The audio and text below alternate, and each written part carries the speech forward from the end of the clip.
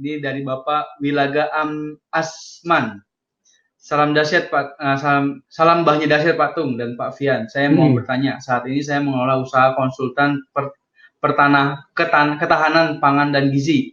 Sebagaimana perkataan founding father Indonesia, Bung Karno, pangan merupakan persoalan hidup dan mati suatu bangsa. Klien saya adalah pemerintahan, baik perusahaan maupun daerah, yang berkenaan amanah UU supaya mengatur makan penduduk. Salah satu output kerjasama ini adalah mengedukasi cara konsumsi pangan masyarakat setiap orang sesuai kaidah gizi seimbang.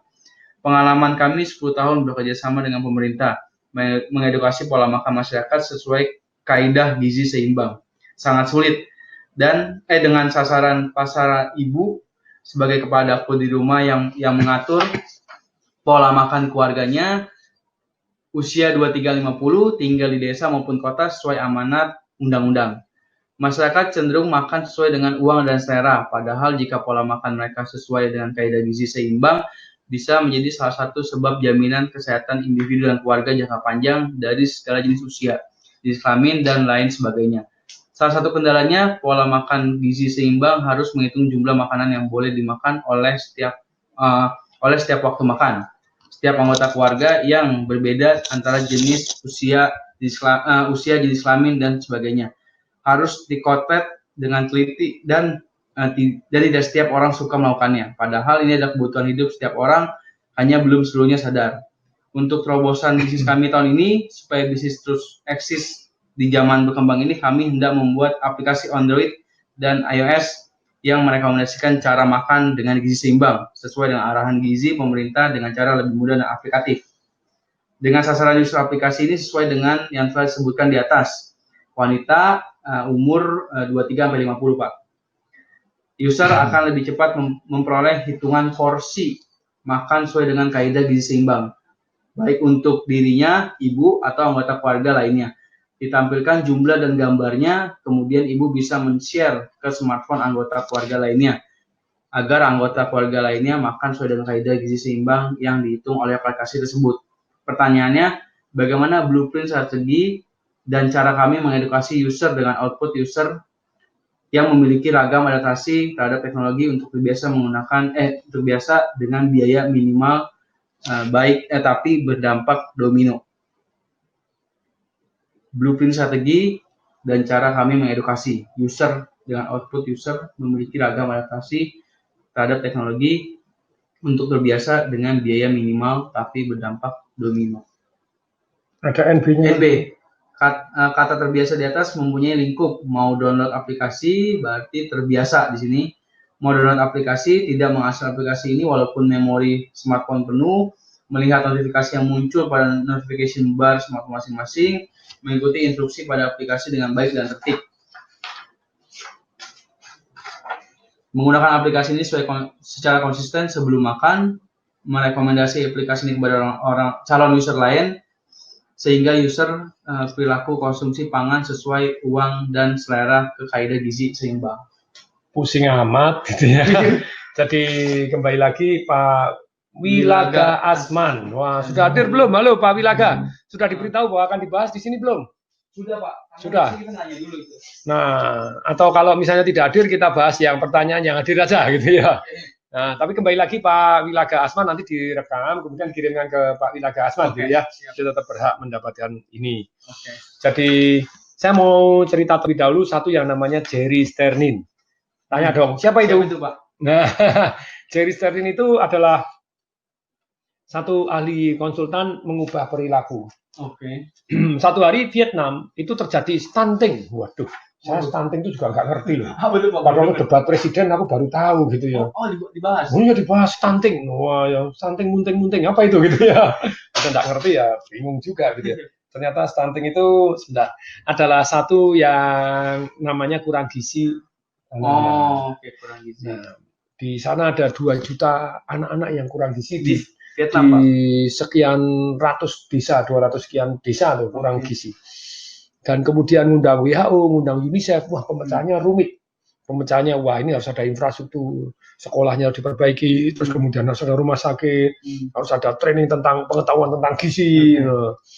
Nah, orang sana kan namanya orang desa. Iya.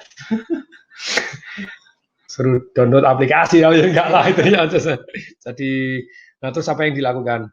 Dia mencari yang berhasil saja. Oke, cari yang berhasil. Maksudnya mencari yang berhasil itu selalu ada anak-anak yang ternyata cukup gizi.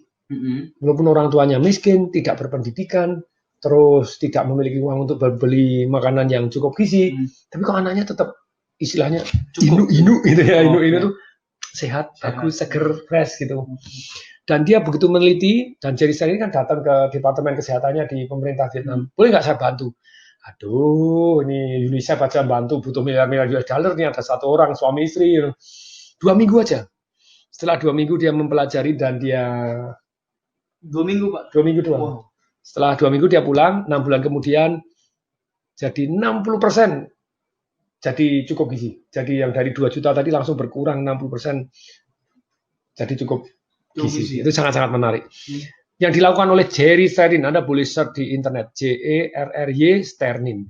Apa sih ini ilmu sangat penting ya? Saya aplikasikan di murid-murid saya di multilevel, murid-murid saya di perusahaan-perusahaan, termasuk salah satunya Java Confit, begitu ya, dari nomor 4 dari seluruh Indonesia, bum jadi nomor 2 sekarang. Yang lain cuma Caron Pokpan saja, begitu ya. Tapi itu seru luar biasa. Apa sih yang saya pelajarin dari Jerry Sternin ilmu ini?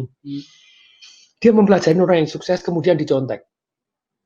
Ingat, life revolution, ilmu yang paling penting dalam kehidupan adalah nyontek. Nah, kita cari model bergaul dengan orang yang sukses, kemudian kita turunin. Persis seperti Jerry Sternin. Dia mencari orang-orang yang ibunya miskin, tidak berpendidikan, tetapi sungguh-sungguh ternyata anaknya cukup gizi. Setelah itu dia pelajari, apa bedanya dengan ibu-ibu yang anaknya tidak cukup gizi. Jadi dia mulai, apa bedanya? Ini kok cukup gizi, ini tidak cukup gizi. Oh, ternyata ketemu 3 cara sederhana. Yaitu apa? Nomor 1, sehari makan 4 kali. Nah, pada waktu di-sharing, apa yang terjadi? Pak, ya, saya tidak punya duit. Oh, ternyata di Vietnam biasanya sehari makan 2 kali, gitu ya. Jadi, tidak punya duit. Itu. Wah, ini tidak bisa. Kemudian, diperhatiin, tanya sama orang yang tidak punya duit juga. Kamu tidak punya duit kok bisa sehari makan 4 kali? Pak, kan tinggal dibagi. Kan dibagi. 4 kali itu bukan jumlahnya, Pak, tapi waktunya. Jadi kalau di Vietnam sekali makan, wah, langsung banyak 2 kali, nggak habis anak-anak ya masa bodoh. Iya. Kalau ini nggak dibagi 2, jadi kecil-kecil dicerna lebih baik. Masuk akal. Jadi makanya tetap sama. Berarti urusannya bukan nggak punya duit, toh. Jadi ibu-ibu disiarin. Nah, tekniknya dia juga seru. Bagaimana mengumpulkan ibu-ibu tadi. Ibu-ibu miskin disuruh kumpul, nimbang anak, nggak ada yang datang. Enak aja, sibuk kerja. Tapi begitu dikasih, nah ini kan pakar perilaku toh. Orang mau melakukan ketika ada something yang terkait dengan kenikmatan. Tidak mau melakukan karena ada something yang sengsara. Nah, kenikmatannya apa? Diminum kasih susu. Misalnya, saya tidak tahu mereknya apa susunya. Saya bilang Pediasure, susu yang mahal. Ayo nimbang sini dapat 1 kaleng Pediasure seharga sekian ratus ribu. Oh, datang dia daripada macul, daripada jemur, daripada begini. Oh, ini dapat susu demi anak ya, datang. Dan itu cocok untuk anaknya juga. 1 kaleng. Yes. Datang nimbang lah. Begitu nimbang, kan kemudian ditakut-takutin. Jadi ternyata manusia itu berubah menghindari sengsara, cari nikmat. Toh. Datang karena ada kenikmatan, di sana supaya mau praktek jurusnya 1, 2, 3. Nah ini, jurusnya cuma 3, sederhana aja. Jadi nomor 1-nya ngasih makan sehari 4 kali. Yang kedua rajin nyuapin. Yuk semua ya, nih Ibu Sylvia Chandra ya, Chandra. Nah jadi gitu jadi ternyata ya jurus kedua itu ibu-ibu yang rajin nyuapin. Ibu-ibu yang anaknya kurang gizi ternyata tidak rajin nyuapin.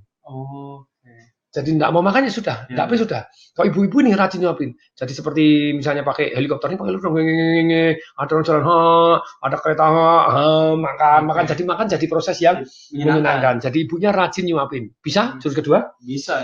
Yang ketiga, ternyata ibu-ibu yang anaknya cukup gizi ini mencampur segala yang bisa dicampur. Ketemu keong, kepiting kecil, jagung, terus kemudian yang namanya kacang hijau dicemplungin dijadiin satu. Nah, ternyata tidak semua orang punya. Ada yang daerahnya ada keongnya, ada kerangnya, ada kepitingnya kecil, ada gitu ya. Tapi sudah dipelajarin. Ternyata satu faktor yang paling dominan sederhana, yaitu kacang hijau. Kacang hijau itu kalau dicampur kalau mereka makan nasi campurin kacang hijau itu mengandung vitamin B yang membuat dia tercerna lebih bagus dan dia jauh lebih segar, saraf-sarafnya lebih bagus dan lebih sehat. Jadi kacang hijau very good one. Jadi di sana sangat-sangat murah, sangat banyak.